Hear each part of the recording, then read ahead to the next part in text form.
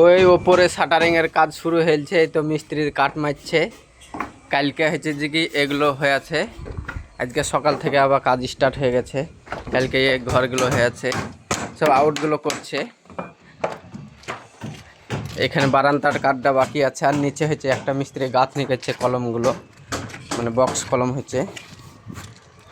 দেখেন ওই মিস্ত্রি ওখানে কাজ করছে, তো এখানে এক্সট্রা খরচা অনেক। যাই হোক, আর কালকে আমি ভিডিও দিতে পারিনি এই কারণে কি আমার মোবাইল হচ্ছে যে কি ফিঙ্গারপ্রিন্টে খুলি, তো সিমেন্ট বালি একটু লাড়েছি, তাই আঙ্গুলে হচ্ছে যে কি রেখাগুলো মিটে গেছে।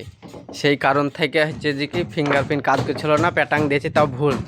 সেই জন্য 24 ঘন্টার লেগে আমাকে সাসপেন্ড করে দিয়েছিল, মানে 24 ঘন্টা পর রাত 10টার সময়তে হচ্ছে যে কি মোবাইলটা আবার ঠিকঠাক প্যাটার্ন দিয়ে খুলে।